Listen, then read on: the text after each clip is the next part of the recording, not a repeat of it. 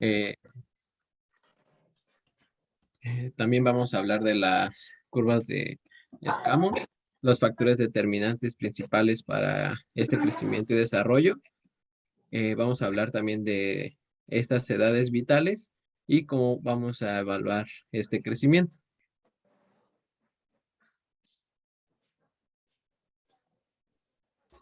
Bueno, vamos a comenzar con la definición de crecimiento y desarrollo.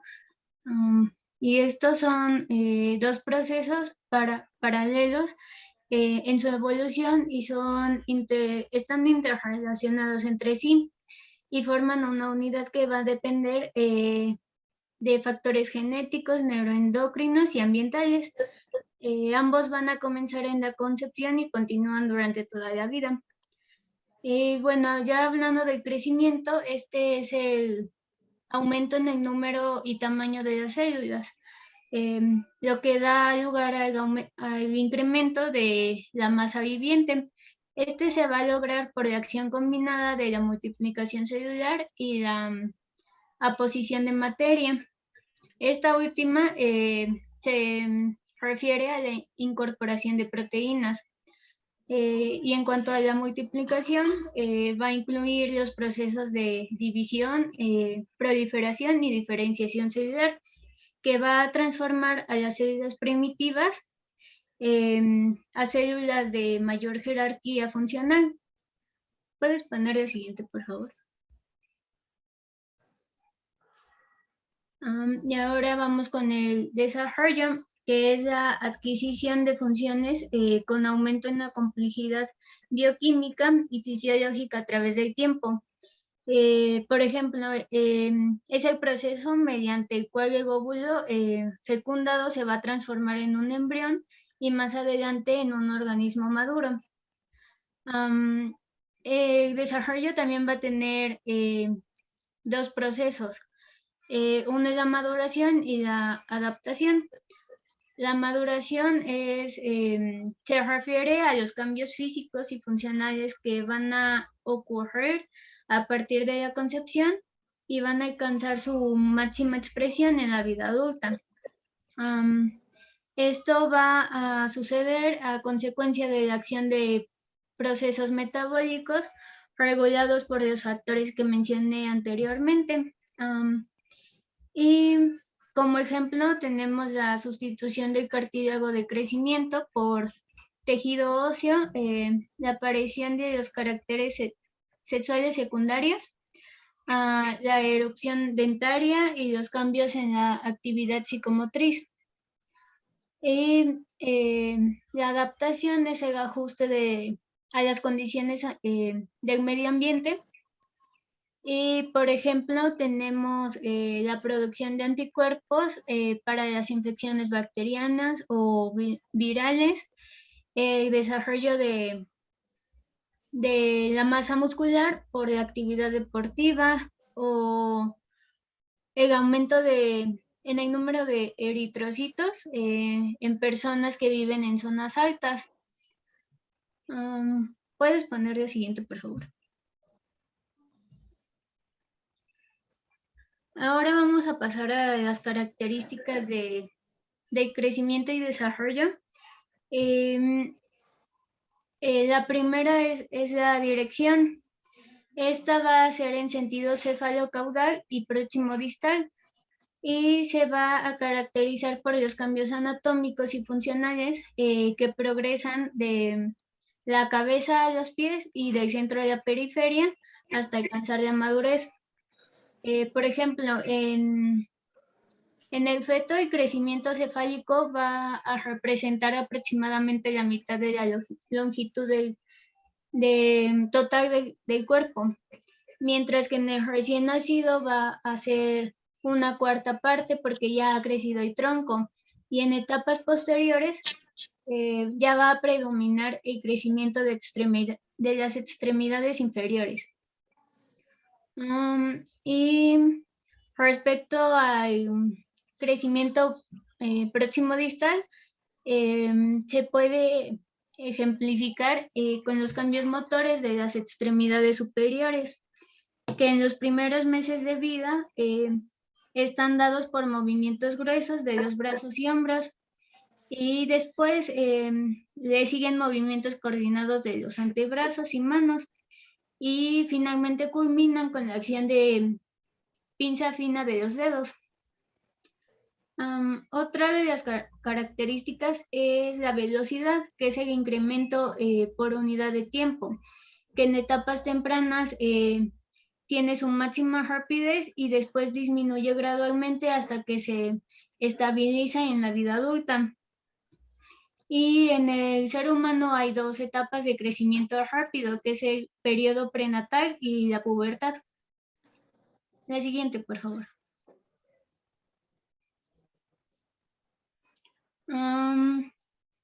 El ritmo o secuencia es el patrón particular de crecimiento que tiene cada tejido u órgano a través del tiempo, por lo que el nivel de madurez de cada uno se va a alcanzar en diferentes épocas de la vida. El primero en lograr un mayor desarrollo va a ser el sistema nervioso central, ya que al final de los 2 años ya se alcanza cerca del 85% de su crecimiento y desarrollo, y a los 6 años se alcanza el 90%. Y a partir de ese momento, el crecimiento ya es muy lento. Otro ejemplo, es el aparato genital, que durante la primera década de vida tiene un desarrollo lento del 10% y se va a acelerar a partir del periodo puberal hasta que en la vida adulta alcanza sus dimensiones finales. La siguiente característica es el momento u oportunidad. Esto se refiere a que cada tejido tiene un momento particular en el que se obtienen los máximos logros en el crecimiento, desarrollo y madurez.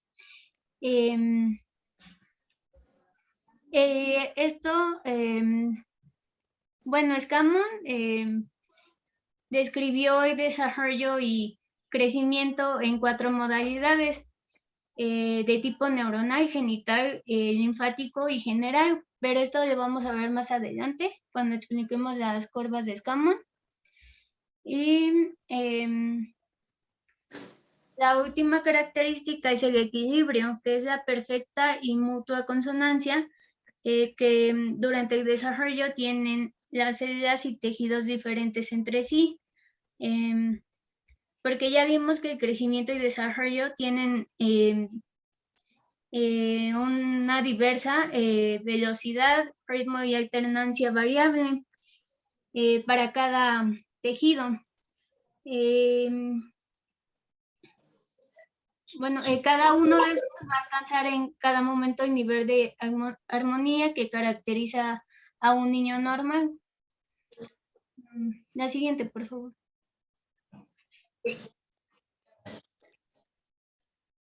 Bueno, como ya vimos, un parámetro general de lo que intentan explicar las curvas Scammon es que está dividido en 4 puntos importantes que nos van a servir como modelos para evaluar el crecimiento y el desarrollo. El primero, es el crecimiento neural, que nos vamos a quedar con que al principio es rápido y va a ser lento después. En el recién nacido explica que siempre se va a partir de un perímetro cefálico que va a estar aproximadamente entre 35 centímetros. Al año nos va a explicar que esta curva va a ir avanzando a los 45 centímetros aproximadamente. A los 2 años va a tener más o menos el 85% de su desarrollo, como habían mencionado. A los 6 años, esto se habla de que la curva va a aumentar hasta parecerse a un 90% del total del crecimiento cefálico que va a tener el niño, en este caso. Mientras que ya en la vida adulta, el perímetro recomendado que va a evaluarse es de 55 centímetros promedio, en donde ya debería, en teoría, de haber un equilibrio entre el crecimiento del cerebro, la dura madre, el aparato óptico, la médula espinal, entre pues, los demás componentes que conlleven a todo el desarrollo neural. Como ya vimos, pues son componentes un poquito diferentes y siempre debe de existir este equilibrio que nos indique en que en verdad está haciendo de forma adecuada el desarrollo del paciente, bueno, de la persona en general, en este caso. El crecimiento de tipo genital va a ser lento al principio y rápido en los años postescolares, o sea, la pubertad. Pues vamos a ver que, bueno, como parámetro general, sabemos que las hormonas van a tener un uso importante en esta etapa sobre todo, pero pues ya sabemos que igual va a depender del sexo, no empieza al mismo tiempo una mujer que un hombre, y va a alcanzar el 10% de lo que será en la etapa adulta, pues en los años escolares. En los años posescolares, perdón, en la pubertad alcanza el 10% de lo que será en la etapa adulta. El crecimiento de tipo linfático nos quedamos con que es rápido en los primeros años y sufre involución. Si se dan cuenta, es el único que está sobrepasando esta línea de equilibrio del 100%. Este es el que va, se podría decir, en contra de lo que estamos viendo en los otros parámetros. Los, digamos que es progresivo, se podría decir. Bueno, tiene en los primeros 6 años se tiene una masa superior a la del adulto que varía incluso entre el 120 y el 130 de todo el tejido linfático. Y básicamente en el crecimiento linfático pues se ve que es bastante, va a sufrir una especie de involución en cuanto se llega a esa edad. Cuando ya estamos sobrepasando los 6 años, vuelve a pues, sufrir esta involución y por eso se asocia a los padecimientos pues como amigdalitis o resfriados de vías aéreas altas, porque pues comienzan estas involuciones en cuanto al crecimiento de estas células que pues empiezan a bajar un poquito las defensas, pero pues básicamente es así como trata de explicar estas curvas. En cuanto al crecimiento general, se refiere como al crecimiento de un todo y se dice que este es progresivo y desde la edad fetal hasta los 21 años aproximadamente, se nos explica que sigue su curso normal en la persona que estamos evaluando. Tiene periodos de crecimiento notables en la vida intrauterina, como vamos a ver, y tiene en los primeros años postnatales y en la pubertad va a tener también su pico de incremento. Vamos a ver ahorita que revisemos las etapas, cómo es que sí existen periodos de máximo crecimiento que se van a ir disminuyendo conforme la persona crece. La que sigue, por favor.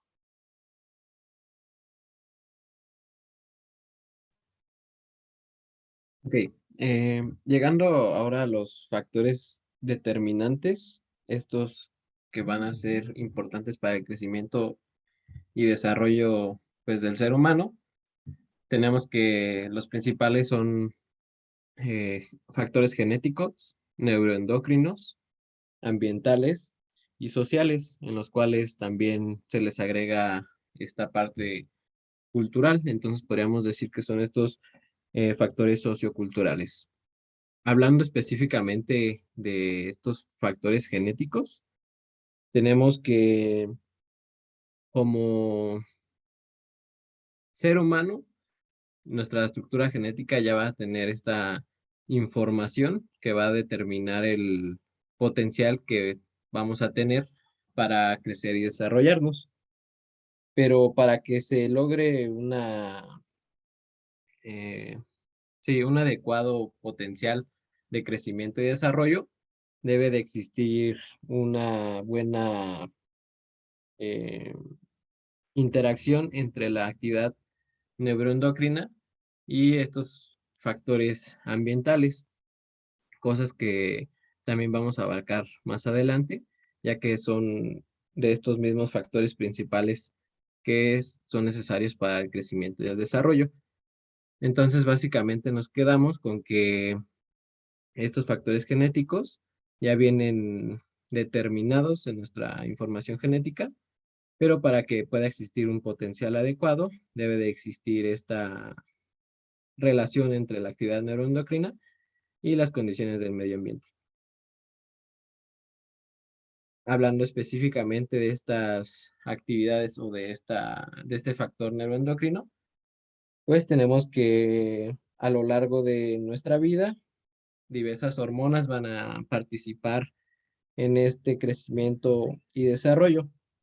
Estas hormonas lo van a ir haciendo durante distintas etapas, que entre estas hormonas pues podemos encontrar la hormona del crecimiento, las hormonas tiroideas, las hormonas sexuales e incluso mencionaban a la insulina. Como les vengo comentando, depende del momento de la vida en el que se encuentre la persona o en el que nos encontremos. Estas hormonas van a tener diferentes acciones y van a predominar una en específico, que en este caso podemos resumirlo de la siguiente manera. Cuando nosotros nos encontremos en la etapa de la vida fetal o durante la vida fetal, aquí los andrógenos testiculares van a ser aquellos que destaquen más y tengan este factor importante o este papel importante durante el crecimiento y desarrollo en esta etapa. Las hormonas tiroideas van a tener su potencial en el periodo neonatal y en los primeros 2 años de la vida, a su vez con la hormona de crecimiento. Estas van a tener este papel importante durante el periodo preescolar y escolar, que van a ser estos 2 primeros años de vida. Y también hablamos de las hormonas sexuales, que como lo estaban mencionando, van a tener su en el periodo puberal. De todas maneras, como las características, bueno, como al principio mencionamos, vamos a desarrollar estas edades vitales más adelante en donde se especifica más a detalle qué es lo que pasa en cada etapa. Hablando también, que mencionamos al principio, que para un buen potencial genético, por así decirlo, se necesita una buena interacción entre los factores neuroendocrinos y los ambientales. Llegando pues a este punto ambiental, tenemos que pues van a existir múltiples variables que van a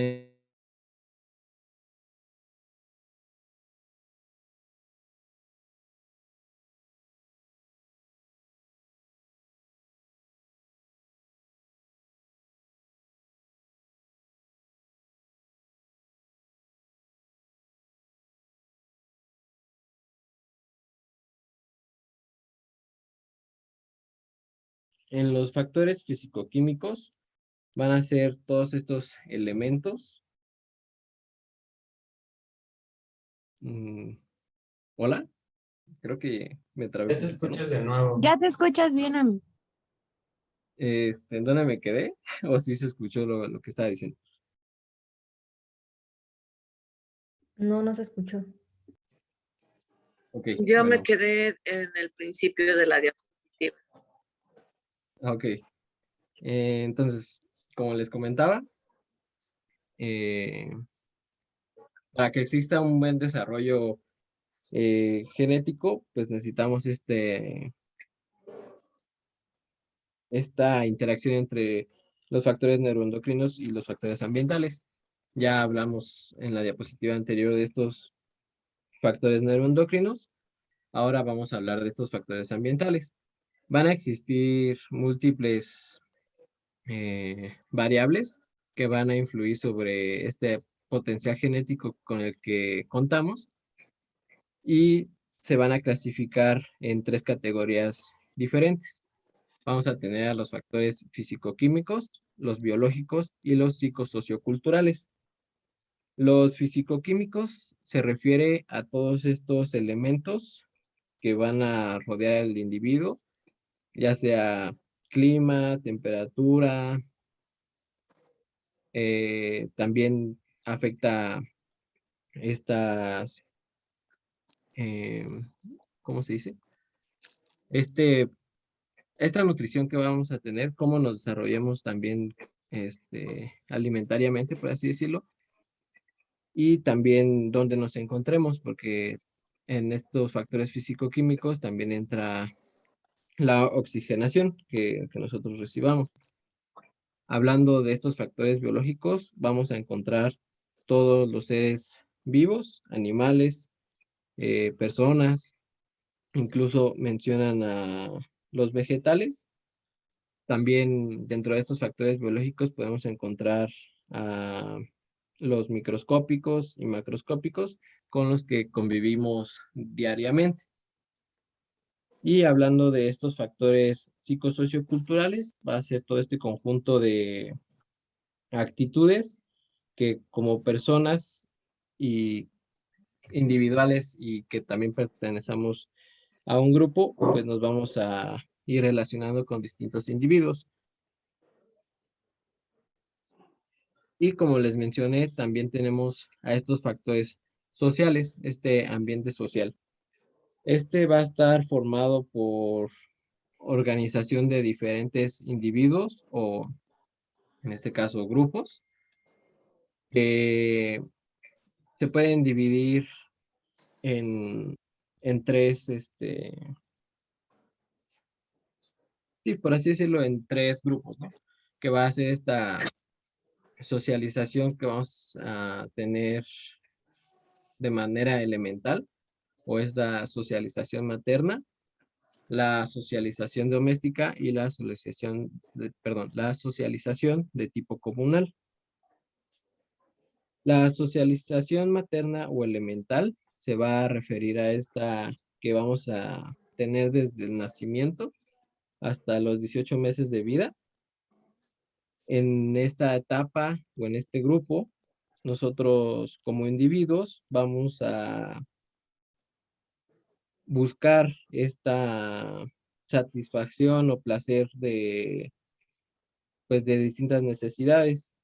También en esta etapa vamos a tener la expresión del miedo, la ira, y se va a caracterizar por un apego indiscriminado.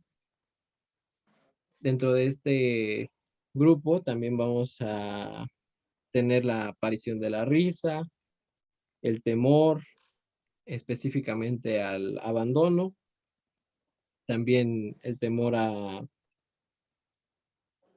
personas extrañas que desconozcamos,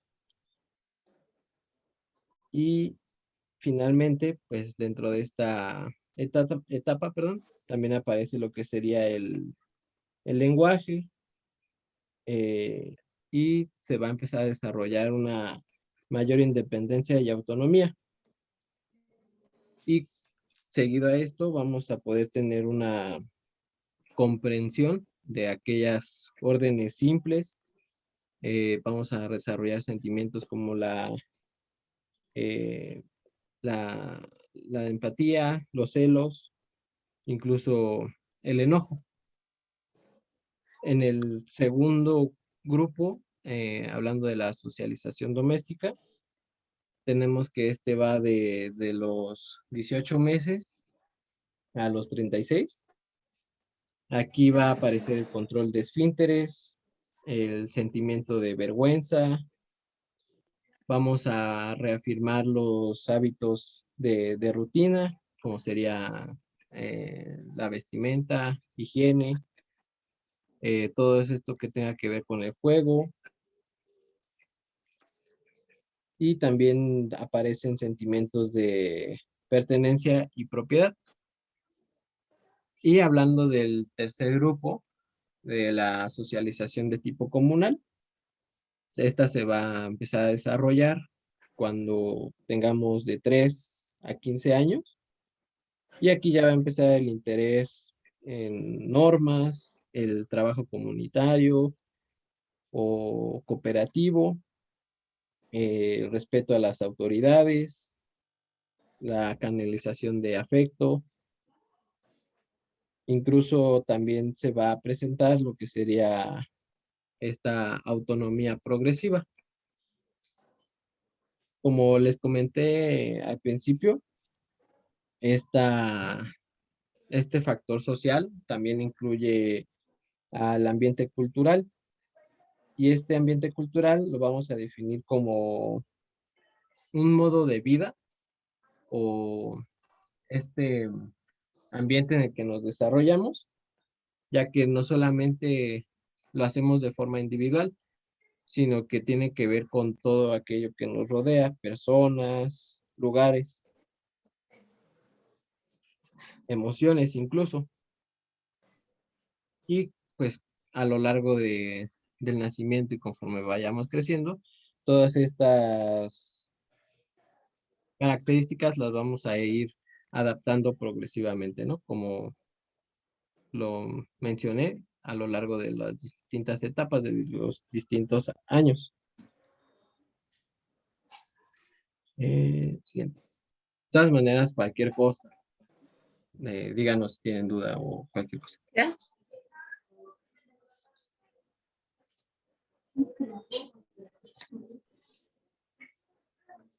Bueno, entonces pasamos a las edades vitales. Hay que tener aquí un panorama claro, ¿no? De cómo se hacen o por qué existen o por qué se llaman así. Pues lo primero es que el proceso evolutivo para su estudio se tiene que dividir en edades vitales para que llevemos pues este control y este orden en cómo vamos a evaluar el crecimiento y desarrollo de las personas. Y pues básicamente son estas modificaciones necesarias dentro del equilibrio para readaptar al organismo a cada cambio interno y a cada cambio externo, tanto los que se van a suscitar de forma biológica por sí solo, porque es la naturaleza del humano, y tanto los que van a suscitarse de acuerdo al ambiente en el que nos estemos pues desarrollando o en que la persona se esté desarrollando. ¿Para qué nos sirven principalmente? Pues la identificación oportuna de anormalidades en el desarrollo y crecimiento de la persona. Y ahora, para las medidas que vamos a evaluar, se toman 3 parámetros, por así decirlo. El primero, pues, es el motor grueso, ¿no? Es este movimiento independiente y voluntario que corresponde a los reflejos primarios, por ejemplo, en el recién nacido y en el lactante, las reacciones posturales, por ejemplo, dadas a través del mesencéfalo, o evaluar cómo está funcionando ese mesencéfalo, el equilibrio, la coordinación, la velocidad y la fuerza que se va a ir desarrollando en las personas de forma normal, mientras que el motor fino, está derivado al estudio de los movimientos más, pues, de las manos, por ejemplo, y de músculos más pequeños que conlleven a una mejor, como por así decirlo, a una mejor comprensión de sí mismo, de cómo se mueve, de cómo el organismo solito se va adaptando para generar esas funciones dentro de los seres, pues sí, dentro de nosotros, ¿no? Bueno, dentro de las personas. El cognitivo del lenguaje o comportamiento, pues básicamente sí evalúa sobre todo los procesos de razonamiento, los procesos cognitivos que está llevando a cabo la persona de manera normal, el comportamiento que debería de tener a ciertas edades y el comportamiento que debería dejar de tener a otras ciertas edades, ¿no? Se evalúa, por ejemplo, la memoria o la resolución de problemas, el lenguaje en cuanto a la atención y procesamiento de información. En cuanto a comportamiento social y emocional, se va a evaluar pues, el apego, el sistema límbico, o sea, que las emociones o el procesamiento de sus emociones se esté dando de acuerdo a los estímulos que está recibiendo ese bebé y pues ese niño, ese adulto, ese adolescente. Y pues las características propias que van a comprender a la formación de una personalidad que muy propiamente la persona individualmente va a adaptarse de acuerdo igual al ambiente social que ya nos explicó nuestro compañero, que van a influir de forma importante en cada etapa de la vida. La siguiente, por favor. Digamos que comprenden desde la etapa prenatal o intrauterina, que va sobre todo desde la concepción al nacimiento. Aquí pues son factores muy como de evaluar que el crecimiento del feto no se va interrumpido por factores asociados, o sea, que no tenga como problemas en cuanto a cómo se va desarrollando, que no se le encuentre algún defecto genético, que no se le encuentre algún defecto de crecimiento, o algún defecto en la madre que pueda deducir que ese bebé tiene que ser prematuro, o va a ser prematuro, o va a ser postprematuro. Bueno, ya sabemos que existen muchas condiciones que van a inducir que el bebé nazca bien o nazca mal. Básicamente en esta etapa sí comprende mucho a lo que vamos a evaluar de la genética y pues todo esto. Ya como tal, pasando a las etapas de alguien pues ya nacido o ya de la persona, de cómo vamos a empezar a evaluar a alguien ya que está en nuestras manos, a alguien ya que podemos ver, que podemos escuchar, que podemos estudiar, pues van a compensar desde el recién nacido. Sabemos que su periodo va a ser desde el nacimiento hasta los 28 días. Aquí se habla de que el recién nacido va a sufrir una etapa de crisis en el desarrollo que es pues el biológico adaptativo, ¿no? Es por eso que se habla de que aquí hay una gran incidencia de muertes, porque hay muchos bebés o recién nacidos que no son capaces de superar esta crisis, que no son capaces de adaptar su sistema biológico al ente externo o extrauterino, que pues lamentablemente mueren o tienen fallas mucho más grandes o complicadas de tratar, que al final van a conducir de igual forma a pues la muerte o padecimientos más graves. Básicamente de las que adaptaciones más explicadas o de mayor incidencia, pues es la adaptación respiratoria, ¿no? Está en donde nosotros ya vimos en atención al recién nacido, que es de las primeras que debemos de tratar si lo encontramos pues mal. Igual pues ya cuando lo estamos viendo, cuando lo estamos elevando, pues evaluando, ya nos vamos a dar cuenta si existe alguna especie de compromiso de las vías o no se desarrollaron bien sus pulmones. Lo vamos a ver.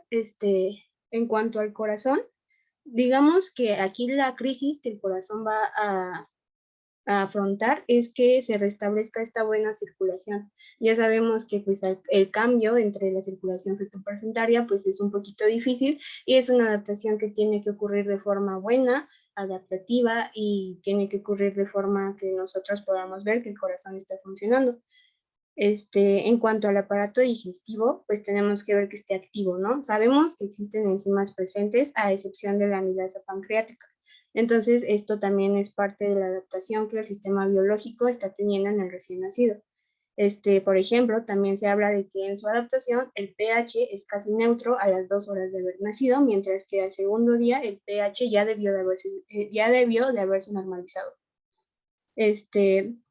También tenemos, o se nos explica que al iniciar el alimento, por ejemplo, a los 2 semanas más o menos, vamos a ver un incremento en el tamaño, o bueno, un incremento alrededor del triple del peso que tenía el estómago, en general el aparato. En cuanto se inicia este alimento o esta lactancia, deberíamos de ver que este tamaño se está triplicando más o menos alrededor de las 2 semanas. También se nos dice que debemos de evaluar la digestión de proteínas y carbohidratos. ¿Por qué? Porque esto se dice que es una habilidad un poquito más fácil, es una digestión más fácil que los recién nacidos pueden hacer, mientras que la digestión de grasas es mucho más difícil que un recién nacido pueda lograrla de forma adecuada.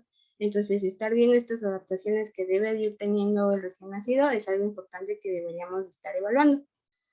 Ahora, en cuanto al hígado, culmina su desarrollo de la primera a la segunda semana. Es por eso que nosotros también vemos que en cuanto a los procesos fisiológicos normales había presencia de ictericia, si se acuerdan. Entonces también debemos de comprender aquí que existe pues, proceso fisiológico que podría ser bien explicado o pues bien fundamentado en que es algo fisiológico normal. También en cuanto a los riñones, se habla de que, pues básicamente, no son completamente funcionales al nacer.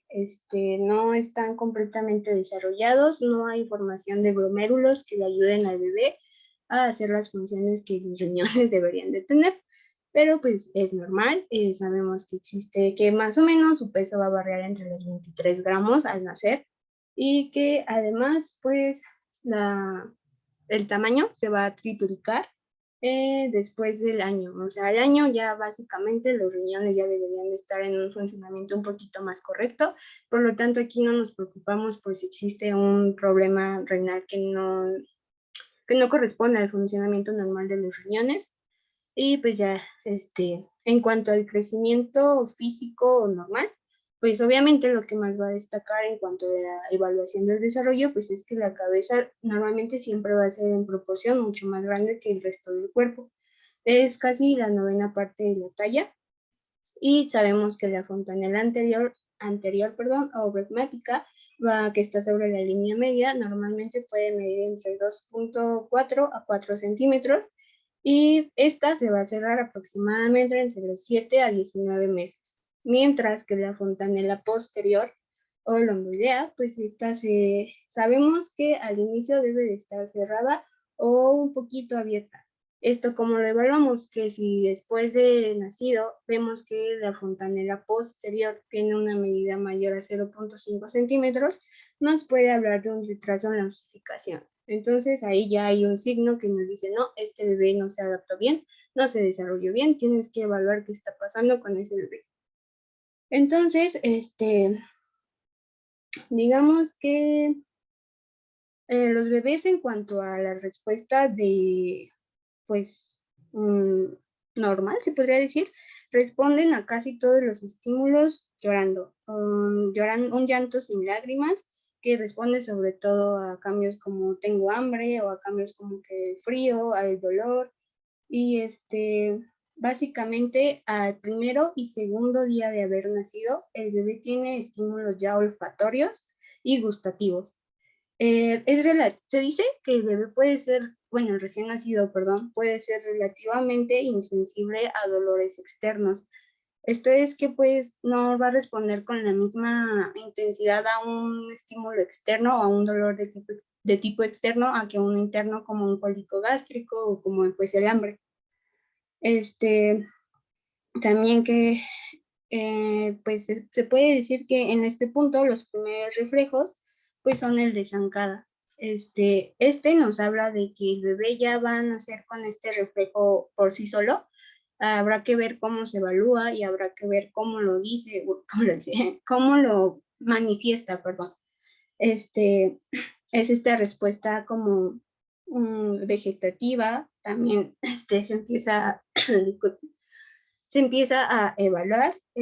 También vamos a tener la presencia del reflejo pupilar, la salivación y pues la respuesta motriz de la aprehensión, de la extensión cruzada y pues el reflejo de la búsqueda. Sobre todo los que destacan son el reflejo de Moro, que pues es esta respuesta motora involuntaria que nosotros vamos a evaluar, que en el recién nacido hace cuando siente que se estuviera cayendo, por así decirlo, de espaldas. Supongo que si han visto o en 3 clases han estudiado cómo se hace, igual ahorita lo vamos a ver. Y también dentro de los que veíamos, pues era el reflejo de prensión y pues el atrapamiento del pulgar. Digamos que el reflejo de zancada o de marcha se va a presentar aquí, pero vamos a ver que va a desaparecer entre los 4 a 6 meses, que más adelante vamos a volver a verlo cuando ahora sí el niño o el bebé se sienta con la capacidad de poner ya en manifiesto que quiere caminar, que va a caminar y cómo va a hacerlo. Igual vamos a ver cómo esto se va a ir suscitando, pero por el momento quédense con que el reflejo de marcha va a desaparecer entre los 4 a 6 meses y que aparte va a reaparecer después, pero ya ya se va a quedar, ya le va a permitir al bebé que empiece a decir, así se camina, así tengo que hacerlo y así mantengo mi estado de equilibrio en mí mismo.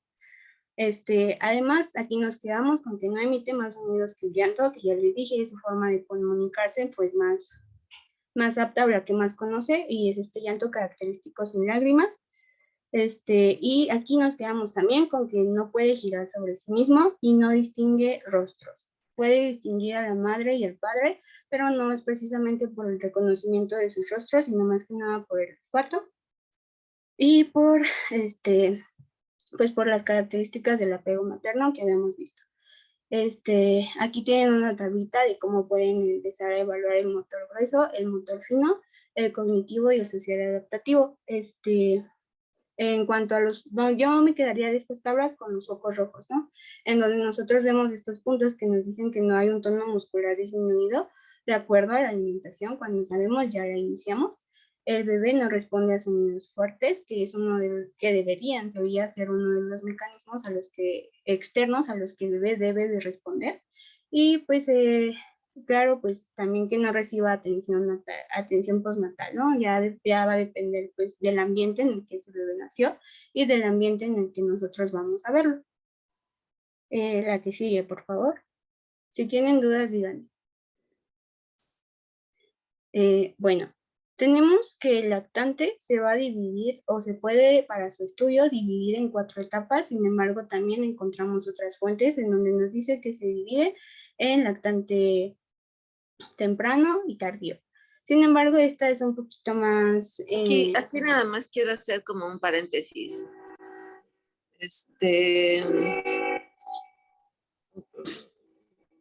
Procuremos no hablar nada ahorita de desarrollo neurológico.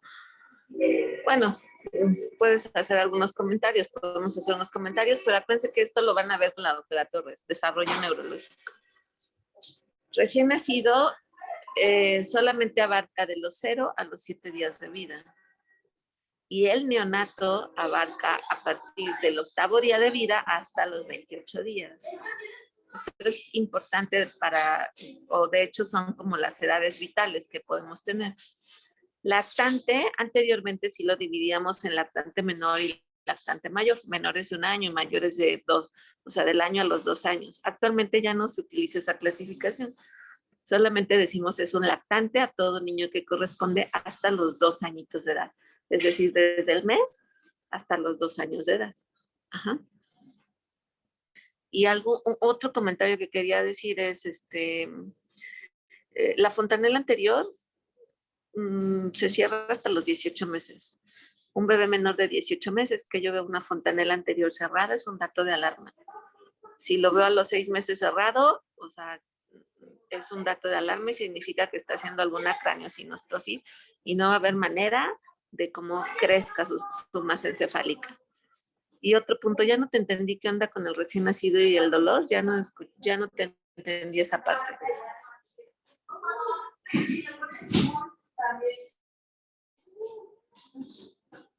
¿De cómo? ¿De qué es su respuesta? Bueno, es que encontré en el James de Introducción a la Pediatría que normalmente las respuestas al dolor son más que nada internas, o sea, el bebé va a manifestar un llanto cuando, por ejemplo, presenta un cólico gástrico o tiene hambre, y se dice o se estudia que a veces pueden no responder a estímulos dolorosos externos con la misma, o sea, por ejemplo, que pasó algo, digamos que hicimos cierta presión sobre él, que podría generar dolor, por así decirlo, pero no va a responder con la misma intensidad a que sea un dolor interno que él esté presentando.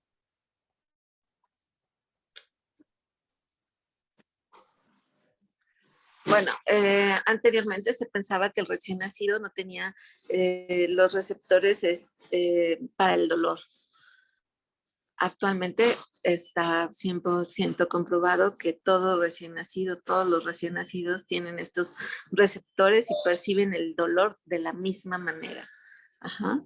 Es decir, antes decíamos, no, lo van a picar, no siente dolor, no le pongan anestesia, no pasa nada, o a lo mejor no le veíamos que lloraba, ¿no? Finalmente, o no se veía que lloraban, pero percibe el dolor de la misma manera que a cualquier edad. Ajá. Se ha corroborado que sus receptores son idénticos, iguales, y sí los tiene, que antes decíamos que no, o que no se había madurado, que no percibía, pero actualmente ya eso ya se quedó como descartada esa idea. Bueno, ok, ¿qué onda con el lactante? Ok, gracias. Si no tienen dudas, a mí me da la impresión que no leyeron la clase. Hay muchas cosas que se nos están pasando, que no sé si las... Entonces, procuren interrumpir a su compañera y hacer comentarios, si no yo pienso que o no están dormidos o qué les está pasando. Ok, lactante. Bueno, el lactante también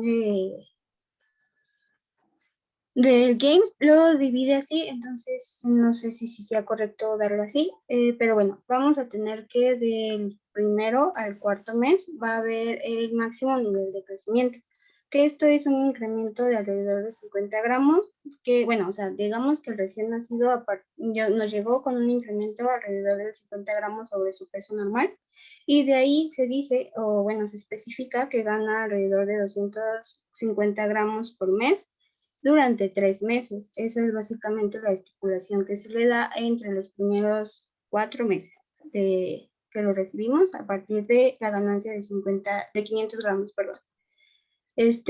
Va a medir 50 centímetros. Bueno, al salir de la etapa de recién nacido, alrededor de... Perdón, ¿cuánto me dijiste que va a incrementar en esta etapa de peso? Del primero al cuarto mes me parece que son 250 gramos por mes durante 3 meses. ¿Todos están de acuerdo? Es 1 kilo por mes, ¿no? ¿Quién da más y quién da menos? 750, ¿no? Por mes. Ok, los primeros 4 meses son 750 gramos por mes. Los primeros 4 meses. Se me pasó también comentarles que el recién nacido cuando nace, ¿qué espero en esta primera semana de recién nacido con respecto a su peso? ¿Un descenso? ¿Ya? ¿Cuánto?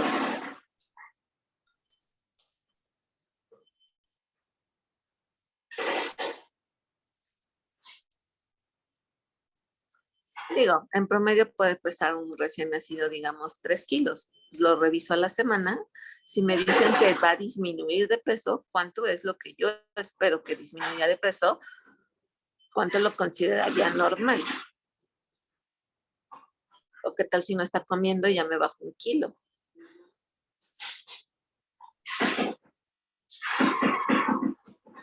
El recién nacido va a bajar en la primera entonces semana de vida hasta el 10% de su peso. Y esto es por la redistribución de líquido que se da en el recién nacido.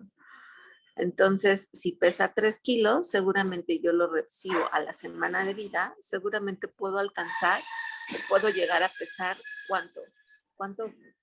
cuánto yo voy a permitir que pueda pesar ese bebé a la semana de vida.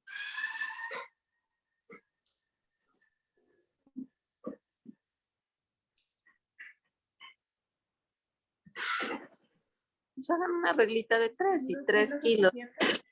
Exacto, máximo, o más bien, mínimo lo que tendría que pesar ese bebé sería 2,7 kilos. Entonces, a partir de esta primera semana de vida es cuando yo empiezo a tener mi incremento ponderal. Y entonces ya quedó que de primeros 4 meses, 750. Y después los siguientes 4 meses, ¿cuánto? 500 gramos, doctora. ¿Cuánto? 500. 500 gramos. 500. ¿Y los siguientes 4? 250. 250. Entonces estoy hablando que un bebé en promedio, ¿cuántos kilos va o cuántos kilos va a ganar en un año?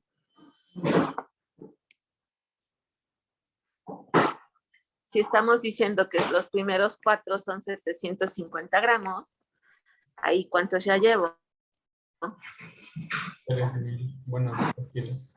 3 kilos, ¿no? Ya después los otros 4, 500 gramos, ¿cuánto llevo? 2 kilos. 2 kilos. 5 kilos. 2 kilos. Llevaría entonces 5 kilos en los primeros 8 meses. Y después los siguientes 5 kilos. Y los siguientes 4, ¿cuántos son? Dijimos 200. Por los siguientes 4 son 800 gramos, ¿no? Entonces, en total, ¿cuánto ganaría en promedio un bebé? 6 kilos. 5,800, ¿no? Aproximadamente, si somos como muy estrictos. Y ese es el incremento ponderal que yo espero en el primer año de vida, tomando en cuenta el 10% menos de su peso en la primera semana. Hay unos bebés que igual no bajan hasta el 10%, pueden bajar menos, pero no me asusto si baja ese 10%. Más del 10% ya es un foco de alarma. ¿Qué más?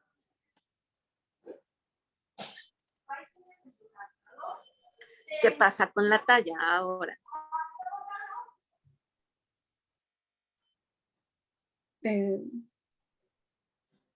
Pues creo que esta, si no está mal el dato, puede incrementar hasta el 25% si mide aproximadamente 50 centímetros en el recién nacido. Y va a aumentar de 3 centímetros por mes y lo va a mantener así durante 3 meses hasta alcanzar 62 centímetros al cuarto mes. ¿Todos de acuerdo? Yo tenía entendido que durante los primeros 4 meses iba a ganar 3 centímetros al mes y después del quinto mes al octavo 2 centímetros hasta 2 centímetros cada mes y después del noveno mes al 12º 1 centímetro hasta los 3 años. Entonces, el primer año, ¿hasta cuánto va a incrementar? ¿Cuántos centímetros puede aumentar? De 10 a 12 centímetros. Es muy poquito. Ok, hasta aquí voy a parar la clase. Investiguen esto que les estoy diciendo. Es que están trabajando aquí armando unas incubadoras. Están golpeando mucho, ni les escucho.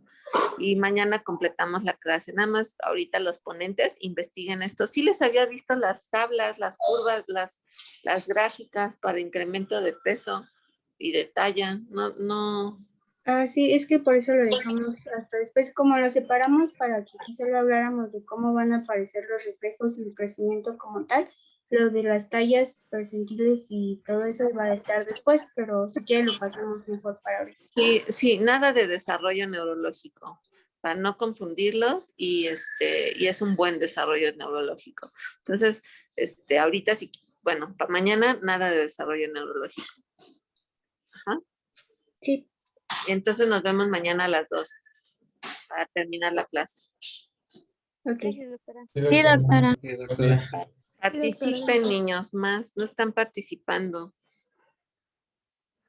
Bye.